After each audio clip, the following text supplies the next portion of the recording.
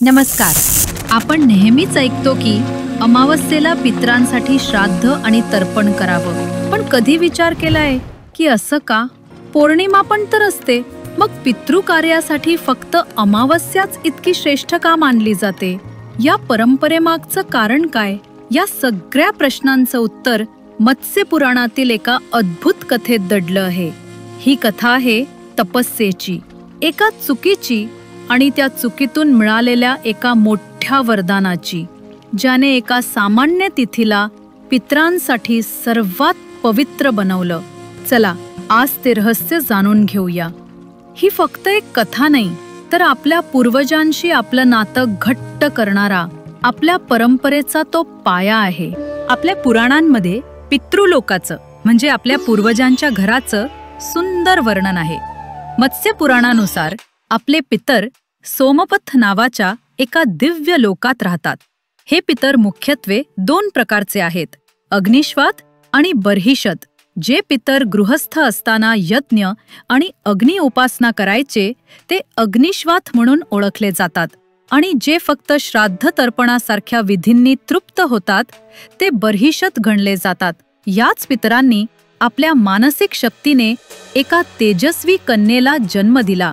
तिचं नाव होतं अच्छोदा.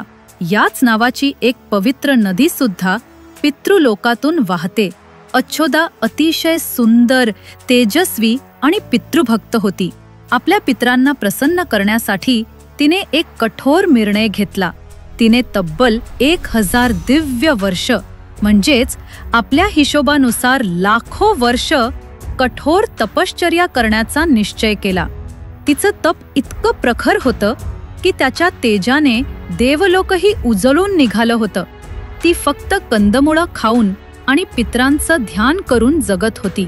तिचा एकच ध्यास होता, तो म्हणजे पितरांना प्रसन्न करणं. तिच्या या अविश्वसनीय तपश्चर्येमुळे सर्व पितर तिच्यावर खूप प्रसन्न झाले. 1000 दिव्य वर्षांची तपस्या पूर्ण झाली. अच्छोदेच्या भक्तीने प्रसन्न होऊन सर्व पितर तिला वरदान देण्यासाठी तिच्या समोर आले. त्यांचं रूप इतकं दिव्य होतं की त्यांचं तेज सूर्यालाही मागे टाकत होतं आणि सौंदर्य कामदेवालाही लाजवेल असं होतं. त्यांना आपल्या डोळ्यासमोर पाहून अच्छोदा भारावून गेली. तिने त्यांना नमस्कार केला आणि तिचे डोळे आनंदाने भरून आले. पितरांनी तिला म्हटलं, हे कन्ये, आम्ही तुझ्या तपावर खूप प्रसन्न आहोत. तू जे मागशील ते तुला मिळेल. सगळं काही सुरळीत चाललं होतं, पण नेमकं त्याच क्षणी असं काहीतरी घडलं ज्याची कुणी कल्पनाही केली नव्हती. वरदान देण्यासाठी आलेल्या त्या पितरांमध्ये एक पितर होता ज्याचं नाव होतं अमावसू. अमावसू हा अग्निश्वात गणातला एक प्रमुख पितर होता आणि तो त्याच्या अप्रतिम सौंदर्यासाठी ओळखला जात असे. त्या क्षणी अच्छोदेची नजर अमावसूवर पडली आणि तिचा हजारो वर्षांचा संयम सुटला. ती त्याच्या दिव्य रूपावर इतकी मोहित झाली की ती हेच विसरून गेली की ते सर्व तिचे पूर्वज आहेत, तिचे पितामह आहेत.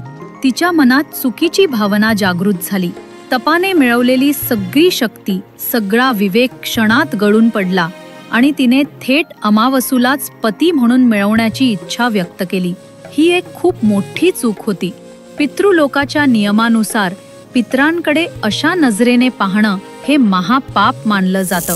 एका क्षणाच्या मोहापायी तिने हजारो वर्षांची पुण्याई गमावली होती.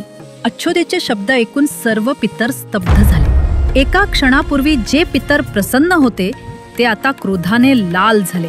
ज्या कन्येने त्यांना प्रसन्न केलं तीच आज अशी मागणी करते हे पाहून ते खूप दुःखी झाले.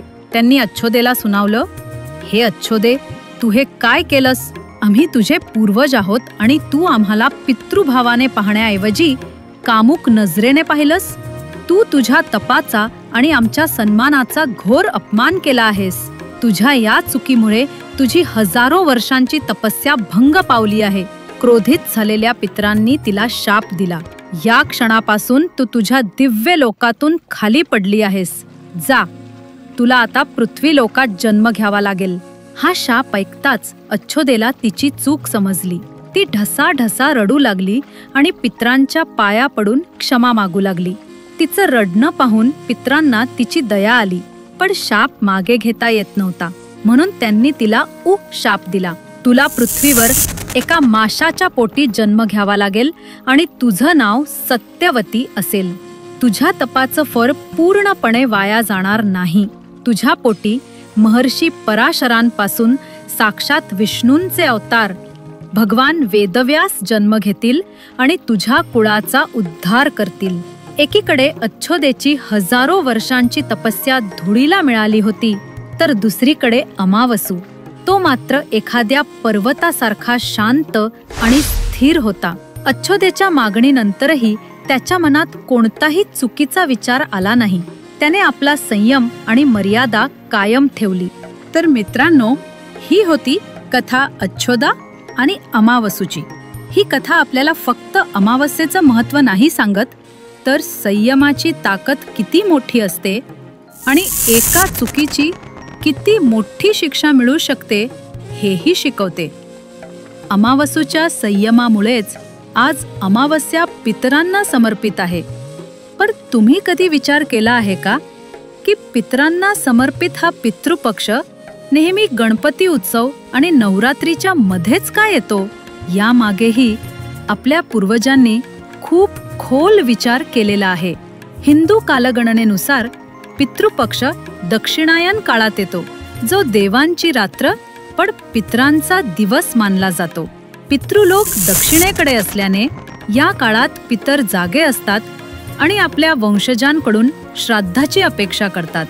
गणपतीच्या मंगलमयी उत्सवानंतर हा काळ आपल्याला आपल्या पूर्वजांप्रती कृतज्ञता व्यक्त करण्याची संधी देतो आणि मग यानंतर आदिशक्तीच्या उपासनेचं, देवी पक्षाचं म्हणजेच नवरात्रीचं आगमन होतं.